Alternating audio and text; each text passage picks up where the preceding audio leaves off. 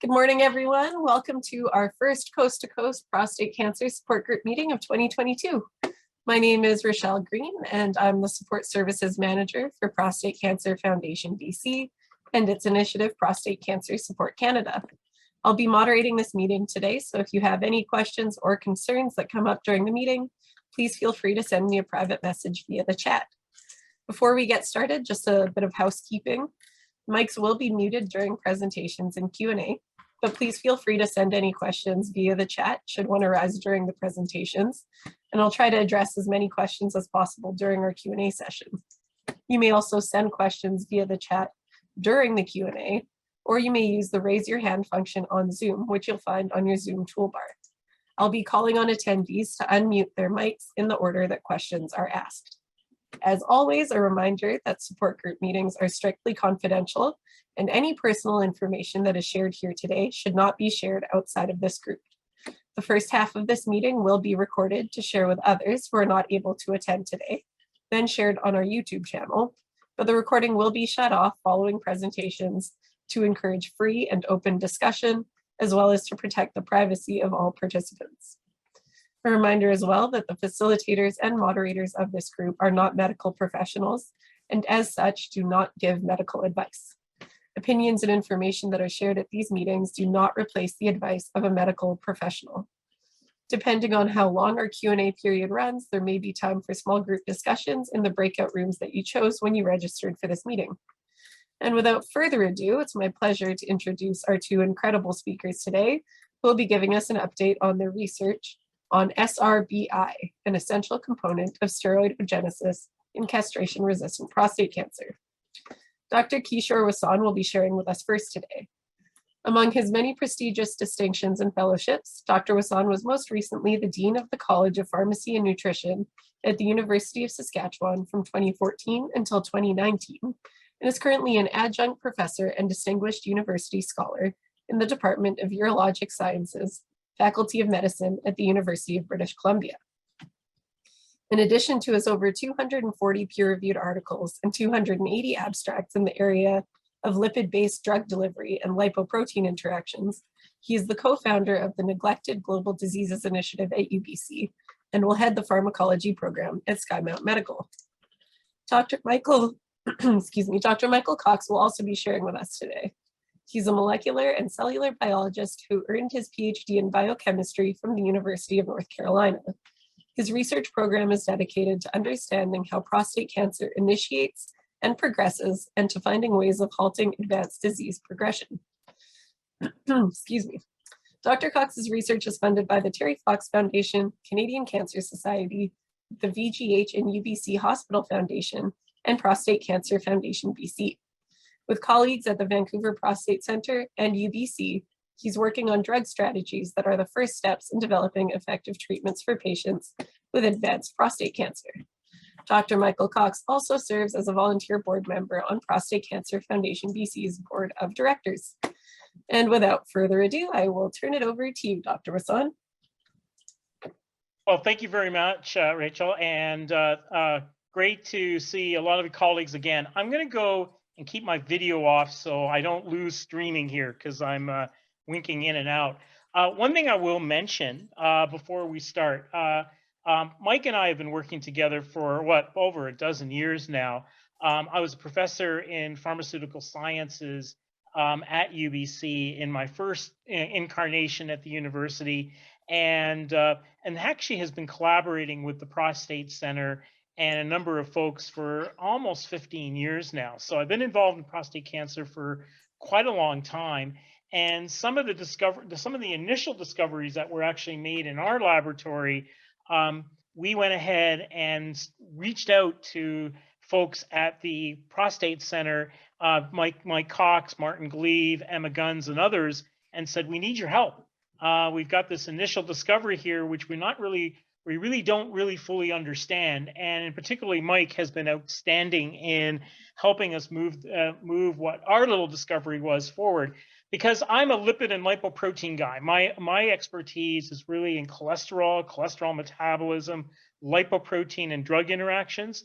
And even though I've done cancer work for a lot of period of time, my understanding of prostate cancer from the molecular perspective was not as strong as someone like Mike's. And so what you'll see today is how we got from the lipoprotein lipid discovery that we made initially in our lab with Mike to where we are today. And the second half of the talk, Mike will talk about some of the new updates and new exciting things that we've uncovered in the last 18 months or so.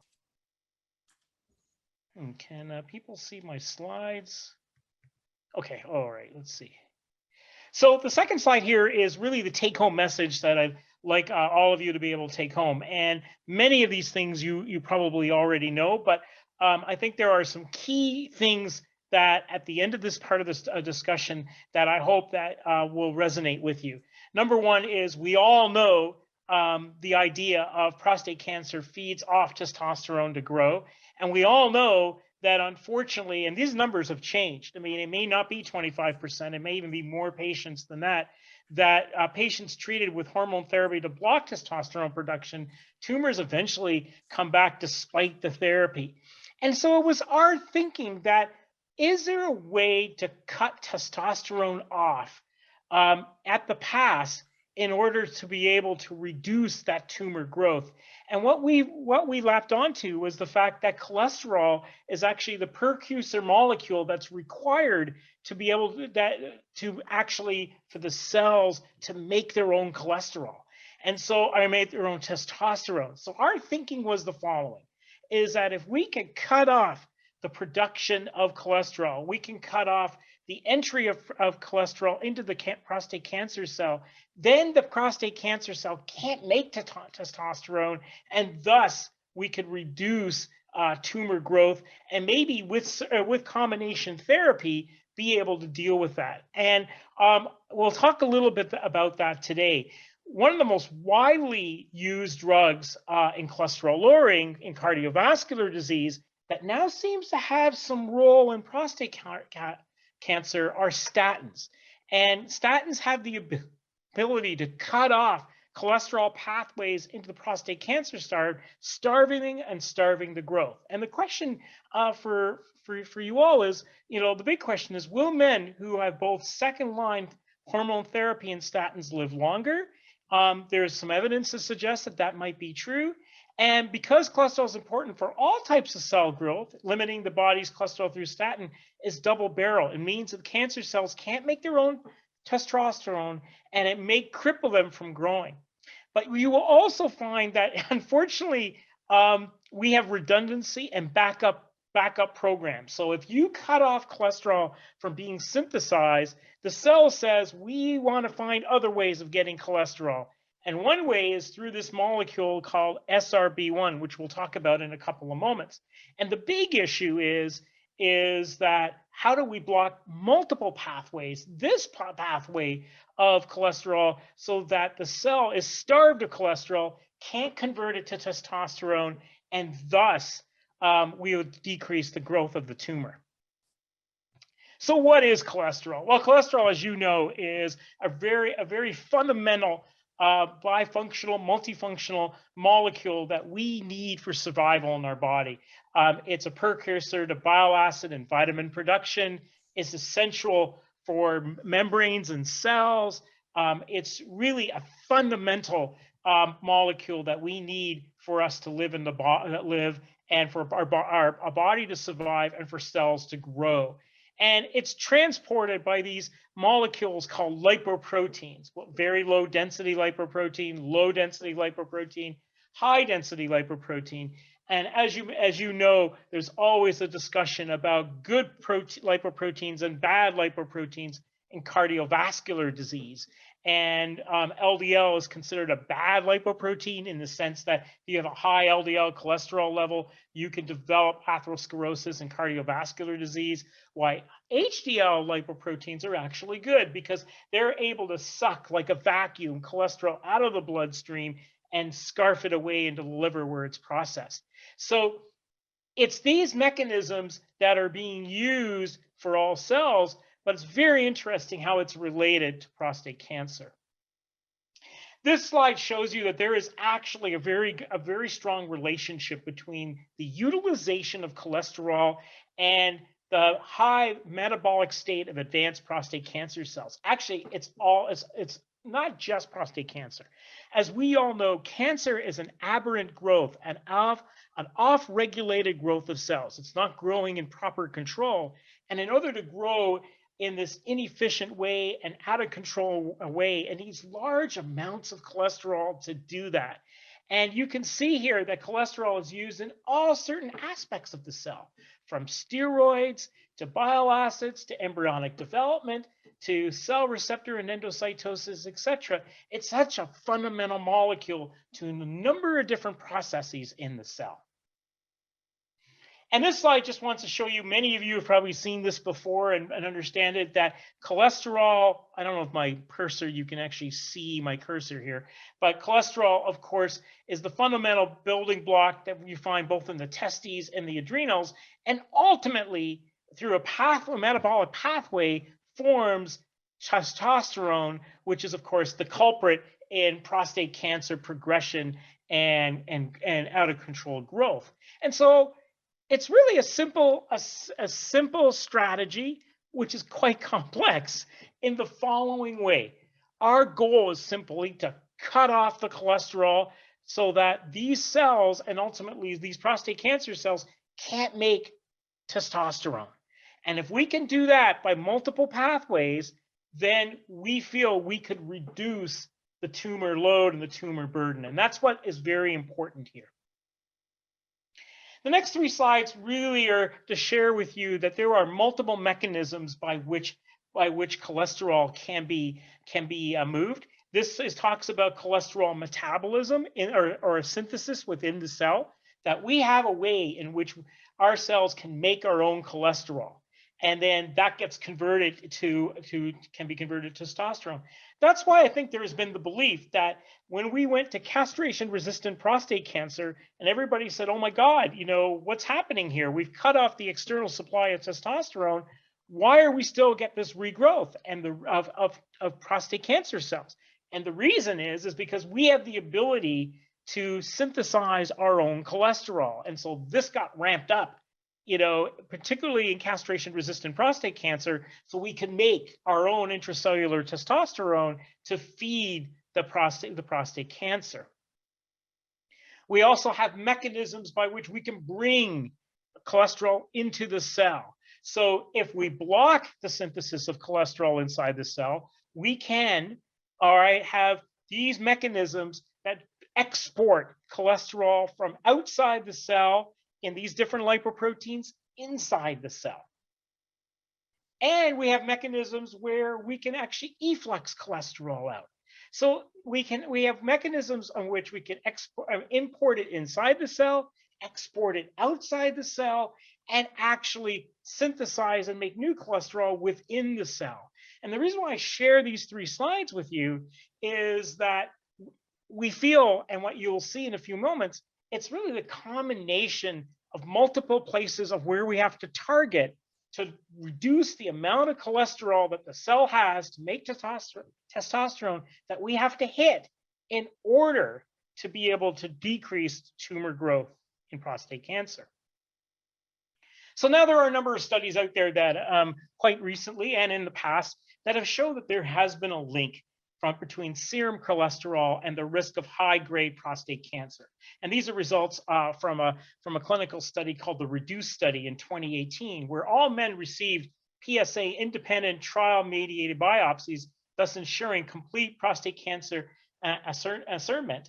And what they found here was that the high total serum cholesterol and high density lipoprotein cholesterol were associated with an increased risk of high-grade prostate cancer, supporting this idea of a cholesterol prostate cancer link.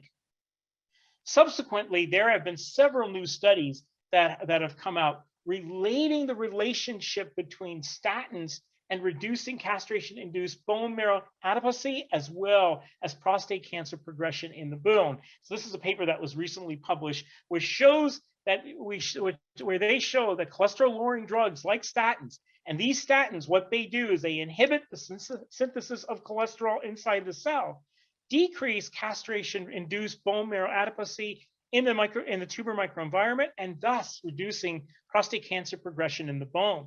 And here's a new paper that I just found. It is actually, the preprint just got published, and the full paper will be published in a few weeks, which looks at combination therapy with novel androgen receptor antagonists and statins for castration-resistant prostate cancer. So there seems to be some evidence here that statins alone or statins in combination with other therapeutics might be something that we can use to reduce prostate cancer progression.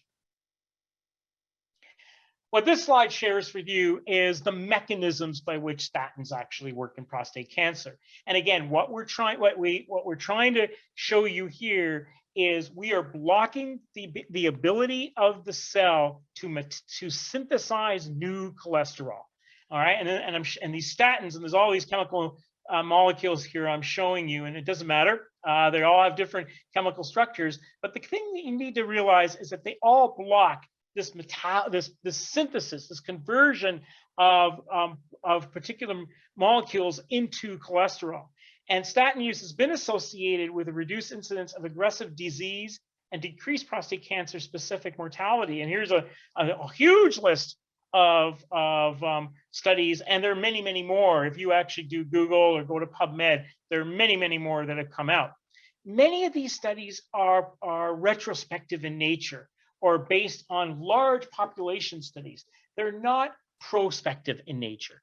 In other words, we needed to say, can we prove that it's not an association, but actually if we did give treatment with statins or with cholesterol-lowering agents, that it would result in decreasing the aggressive disease and prostate cancer progression. So back in 2018, our graduate student, Jacob Gordon, who's now working in big pharma and probably making much more money than both Mike and I, actually did some work showing statin use and survival in patients with metastatic castration-resistant prostate cancer when treated with other drugs. And it was really, again, as a really international retrospective observation. And what he concluded is that in this retrospective cohort, statin use was significantly associated with both prolonged overall survival and cancer-specific survival, and increased early greater than 30% PSA declines. But again, a prospective validation was warranted. So about 5-6 years ago, Jacob, Amir, and Mike and I and our team decided to say, what would happen if we took a statin like Simvastatin and asked the question, as a proactive approach instead of retrospective, will it affect the reduction in intratumoral steroidogenesis of LNCAP prostate cancer xenografts? Next slide, please.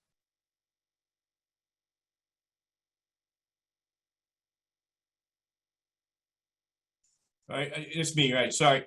Yep. So what we're showing you here, colleagues, is that with the treatment of statins, with Simvastatin, we were able to reduce the LNCAP tumor growth and the castration-resistant prostate cancer progression. So what the graph here A shows you is the body weight normalized to tumor volume, and you can see there's a reduction compared to the control, and we can actually show you it on a bar graph. And we also show you weeks of survival, where actually when they're on statins, their survival is longer. Next slide, please. What was also important is that the statins with that actually reduced testosterone and DHT production in LNCAP xenografts. It was important to be able to link these two things, that yes, we are able to reduce the tumor burden, and we're able to extend the quality, the lifetime of these animals. But is that actually because we were actually reducing the production of testosterone and DHT? And the answer is yes. And what we're showing you here in these slides is the reduction in the concentration of the tumor testosterone in the top, And in the bar graphs here, we're showing you the reduction in the tumor testosterone and tumor DDH in a bar graph, and then in the serum as well. Next slide, please.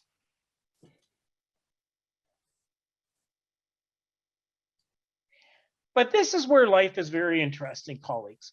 Remember I told you that the cell has multiple ways of getting cholesterol. So if you block the synthesis of cholesterol, the cell says, well, I'm going to find another way to get cholesterol, all right? So we're going to import it in from the outside. So in fact, and this is the discovery that we've made, is that when you gave statins to these animals, even though you were able to reduce the synthesis of cholesterol inside the cell, and you were able to decrease the testosterone as a result, this protein called SRB1, all right, a scavenger receptor B1 protein, actually overexpressed. This is a protein that has been called the HDL or high density lipoprotein cholesterol protein. And it brings cholesterol into the cell. So what the cell was saying was, okay, you shut down my synthesis, I'm going to bring cholesterol from the outside and bring it in. So this made it more complex for us, that we're going to have to find a way to deal with this bugger here to be able to make sure that the cell does not have cholesterol, so it cannot make testosterone, so that we could decrease tumor growth. Next slide, please. So that's what these scavenger receptors are. They're really a family of cell surface receptors known to bind a variety of macromolecules, including lipoproteins, carbohydrates, and proteoglycans. And the one that we're focusing on is a class B1 called SRB1. Next slide, please. And this just shows you the chemical, the physical structure and the motif for that. We can just go to the next slide just to show you what this receptor is all about. And what's important here is, what does this receptor do? So this interacts with lipoproteins, HDL. It's concentrated, this one is concentrated in hepatic and steroidogenic tissues like the adrenals and testes. Does that sound familiar? Same place where you're seeing cholesterol and prostate cancer. And the stimulation of steroidogenic tissues increases HDL cholesterol uptake and steroidogenesis. So as we were shutting down cholesterol synthesis, this pathway was upregulating and pumping cholesterol in. And that led us to the thinking that maybe we've got to come up with a combination of how to deal with both reducing cholesterol synthesis and reducing cholesterol uptake through this receptor. Next slide, please.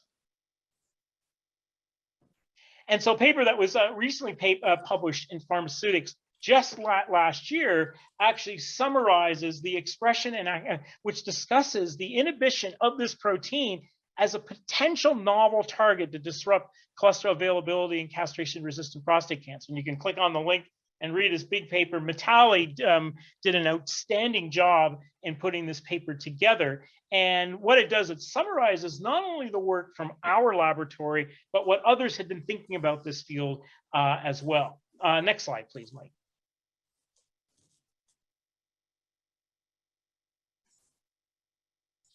It didn't switch. There it goes. Okay. And this is actually a table from that paper, which actually summarizes, and I won't make you read it in detail. You can see it, these slides will be shared, so you can look at it on your own, which talks about the studies that were done not only back in the day in the Wasan lab, but also the work that we did in the Cox-Wasan lab and the Wasan-Cox lab and other colleagues as well, showing that SRB1 could be a potential therapeutic target for the management of castration-resistant prostate cancer. Sorry, man. Oh, that's all right. This next slide, what it shows is that upregulation, that increased expression of SRB1 in LNCAP xenografts derived from CRPC tumors. Yeah. So, here you go. All right. okay, there you go. Please, the next slide. And what was even more important is in the castration-resistant prostate cancer cell lines, it was even more higher expressed than in the LNCAP cells. So this told us that this novel protein that took cholesterol up, this, by the way, was quite unique. No one else had ever shown this in prostate cancer cells. This protein had something special for in castration-resistant prostate cancer. Next slide, please.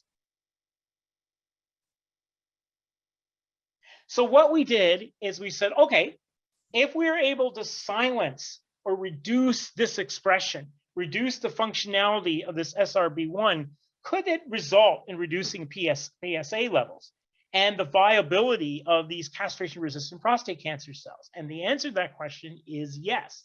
That, in fact, when we started to knock it down, we can actually do that. So there is that link between the SRB1 and the markers of prostate cancer. Next slide, please.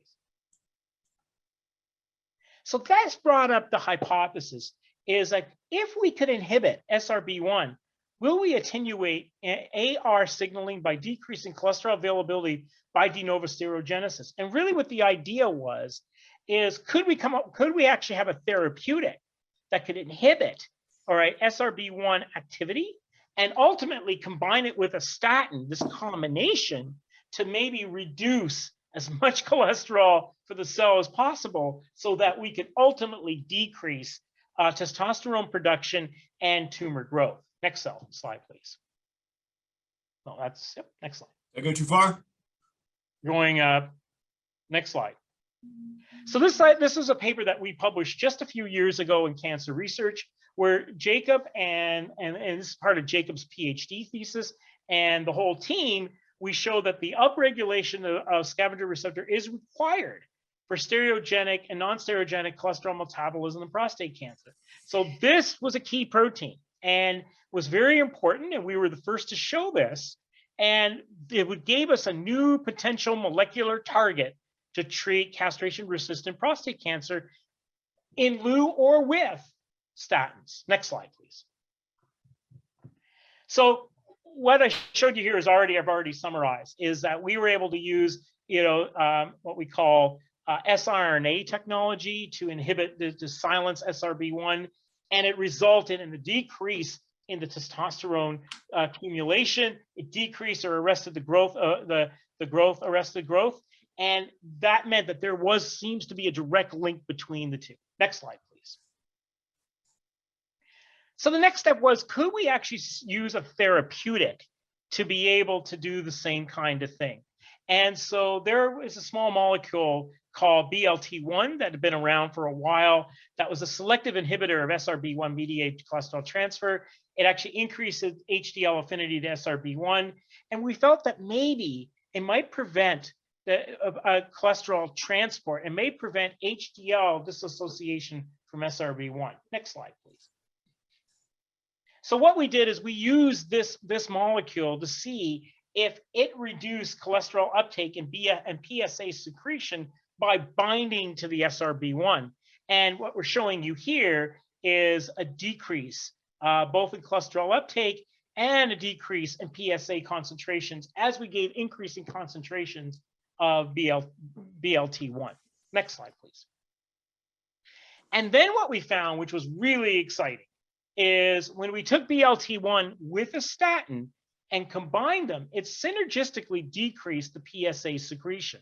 And this was very, very important because now we're cutting off not only the cholesterol coming into the cell through SRB1, we're also blocking the synthesis of cholesterol that's made inside the cell with statins. When we block both those processes with these two drugs, we actually decrease PSA secretion. Next slide, please. And here we're just showing you the pharmacokinetics of BLT and how it works, how it affected body weight, how it reduced the tumor volume, and also its effects on percent TV. And the point that we're trying to make here is that the BLT molecule had pharmacologic effect at pharmacokinetic levels and therapy that could be something viable eventually in patients. Next slide, please. So what's the conclusion of really my part of the talk? Is the message I want to send here is we think cholesterol is essential for several cellular processes, including de novo steroidogenesis, and that inhibiting cholesterol availability may be a viable therapeutic strategy alone or in combination for the treatment of castration-resistant prostate cancer.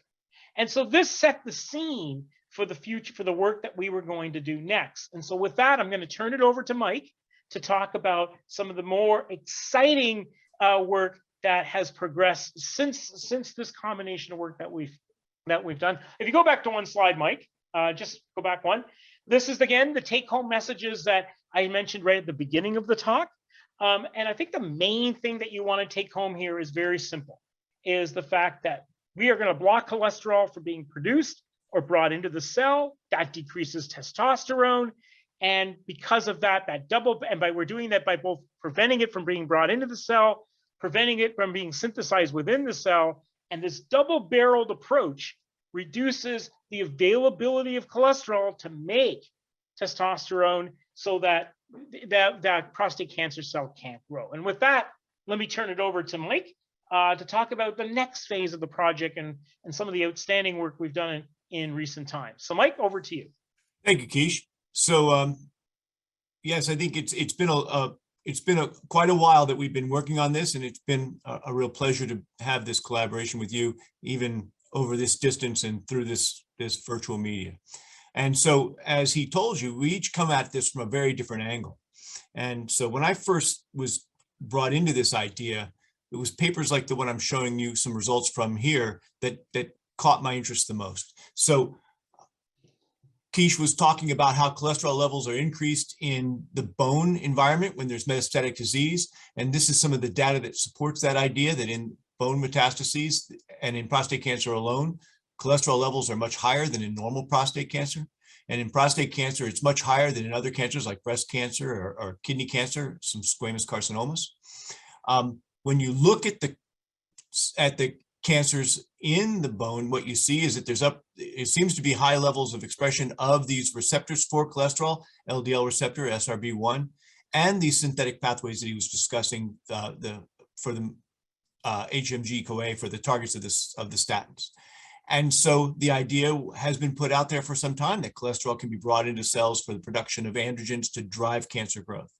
And while we certainly believe that that's true and all the data that we have supports that context, we're pretty certain that that's not the end of the story by any stretch of the imagination. And so I'm just going to reiterate that we were talking about SRB1 as this importer predominantly of HDL, but there are also other lipoproteins, LDLs and VLDLs. And we know that these molecules are flowing in our circulation, and they're defined by their size and their density and the types of cholesterol that they carry. And beyond just coming into the cell to deliver cholesterol, these molecules also bind to surface receptors that drive intracellular signaling that is known to drive growth and survival of all kinds of cells. And that they're involved in production of all of these metabolites that are required for proliferation and making new membranes and mitochondrial function and all kinds of things. And so cholesterol is this multifunctional sterol, and trying to understand how it's being used by cancer cells is an important need.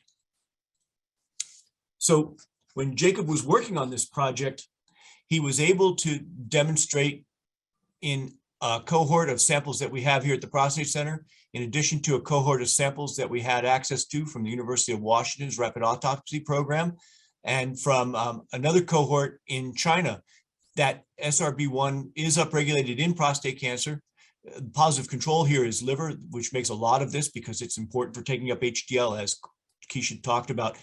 Good lipoproteins, HDL, being able to move cholesterol out of the circulation back into the liver for processing. But we see it in metastases in the lymph nodes, in metastases in bone, and in metastases to adrenal glands as well.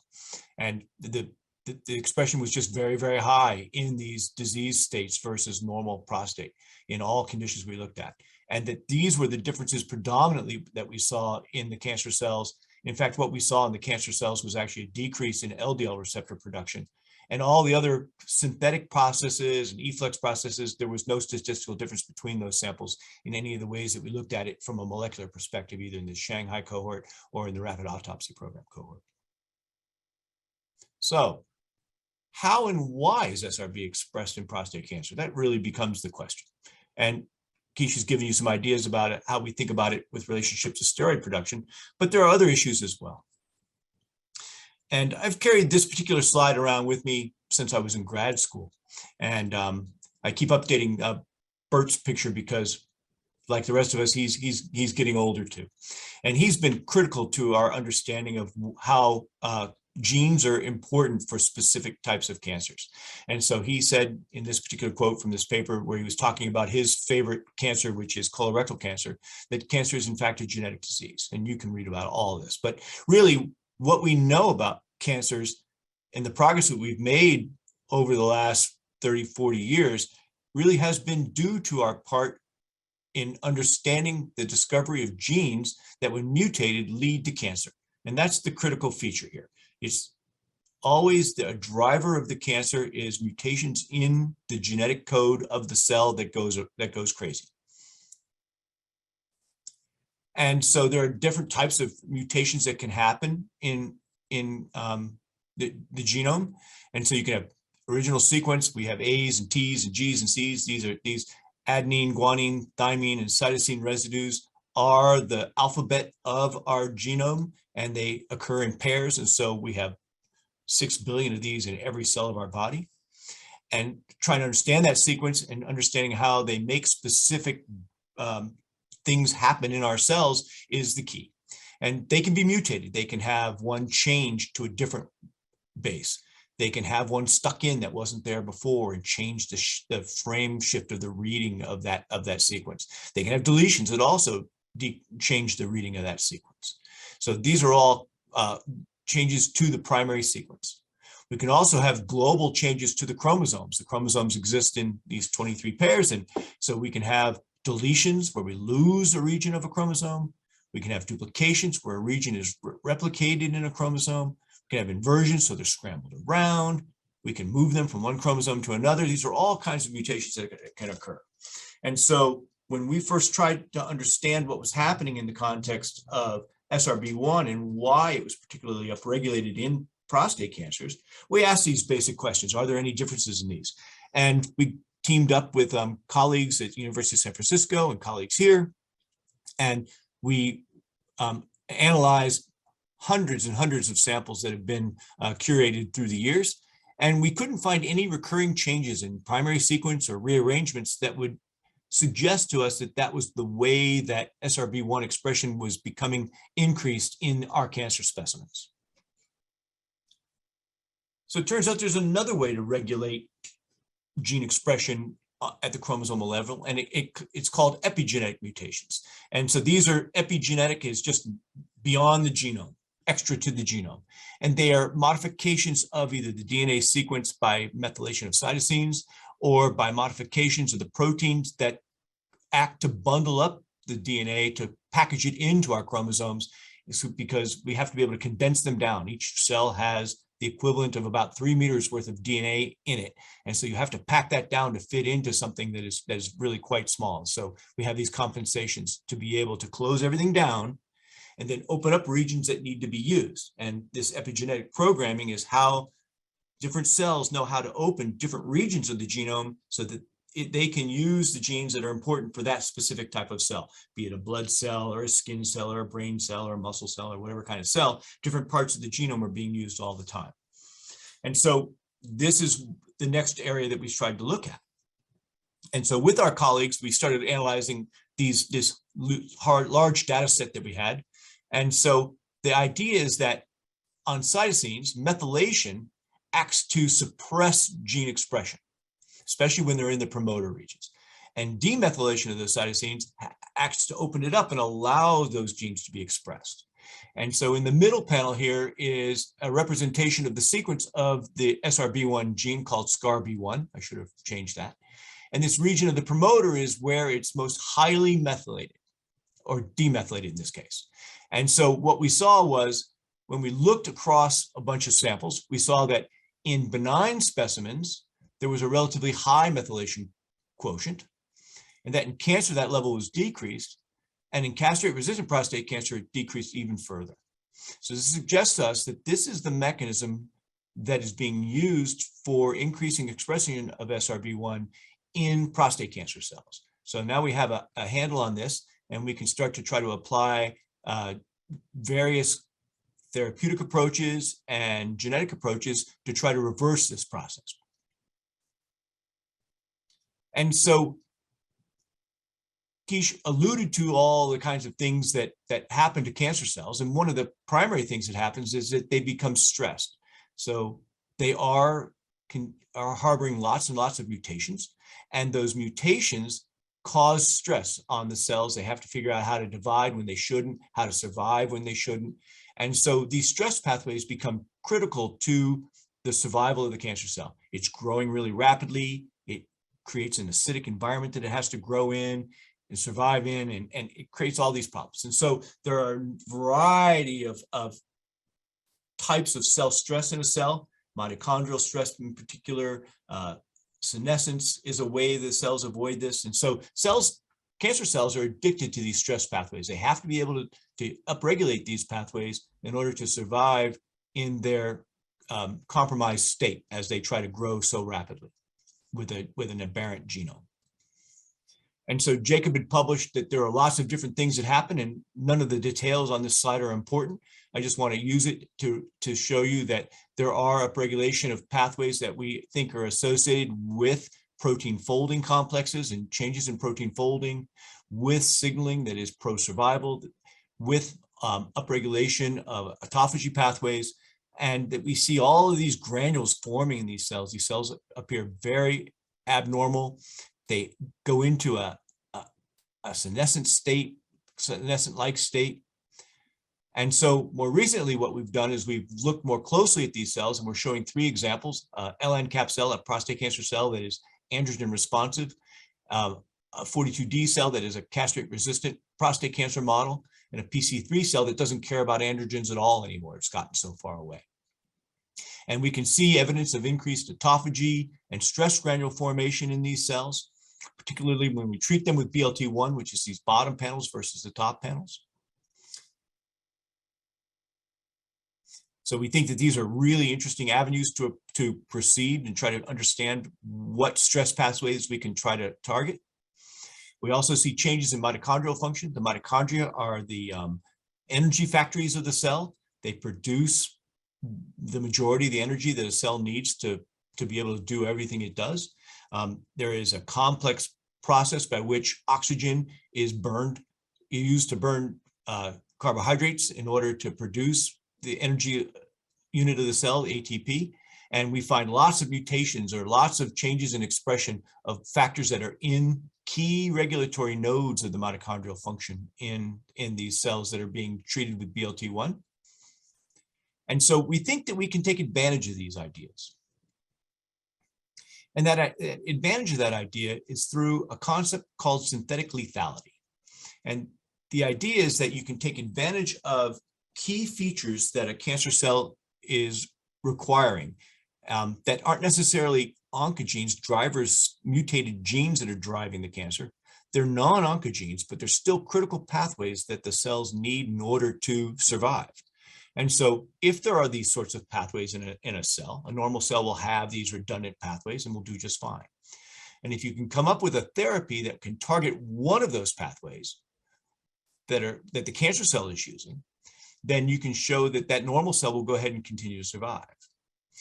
Whereas in a cancer cell, if you can figure out that one of them is mutated, blocked normally, or come up with a therapeutic approach to block it, such as what Kish has been talking about using statins and SRB1 antagonists, and you can then block with the other pathway, then you can take that very stressed cancer cell and kill it. And that's the basic premise of what we're trying to do. Use a synthetic lethality approach to combine targeting of SRB1 with other pathways that are critical to these cells' survival, be it one of these stress pathways or other genetic factors that we can then target to try to coordinately kill prostate cancer cells. Because as Kish described, SRB1 is expressed by lots of cells in the body, and eliminating its function completely in all parts of the body, especially the liver, would be catastrophic. So we can't necessarily take it out everywhere. And statins are, again, blocking cholesterol production. And so we can't really use those to the full extent that they could be, because the cells still need their cholesterol at some level. And so we have to find other ways that we can leverage these Achilles heels of the cancer, in this case, the high need for cholesterol by prostate cancer cells and the high need for SRB1 to be used to bring cholesterol into the cell with combinations of other pathways that those cancer cells need so that we can tip the balance and kill those cells while letting the normal cells survive under the therapy that we use. And so that's kind of summarized in this cartoon. And we have proposals that some of you might have heard we're discussing, trying to secure funding for this project, where we want to be able to do just that.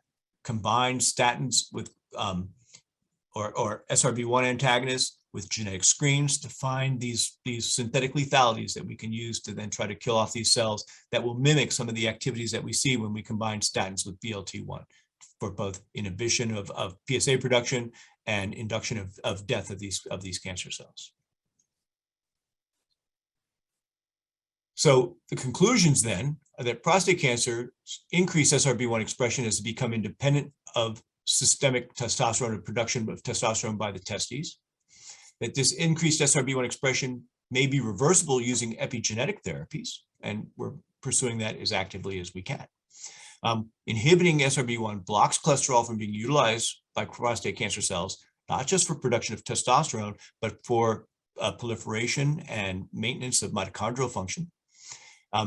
Inhibiting SRB1 induces several cell stress pathways that we've defined that indicate that the cells are on the brink and that we might be able to push them over the edge if we can figure out how to get after the key nodes that are being sensitized when we treat this way. And that co-targeting these cell stress pathways may provide that novel synthetic lethality therapeutic option to selectively kill prostate cancer cells. So with that, I think I'll close with acknowledgments. It's really important that we do make sure that those who are critical for what we do, what we talk about, get their credit. Jacob Gordon at AstraZeneca now, Mitali Pandey still with us here at the Prostate Center, Ankur Mehta working on his Ph.D., Dr. Siam, who is really helping us with a lot of the stress granule formation, Howard Terrell, who was a key player in our mouse work, Emma Guns, who also helped us with the pharmacology along with Hans, Dr. Colin Collins, our Laboratory for Advanced Genomics Studies analysis here at the Prostate Center has been a huge help. Nathan and Tunch have been critical to some of our understanding of the epigenetic work. Previous work that Keisha and I worked on by Alexis, Carlos, and Andreas all helped us understand that initial idea around SRB1.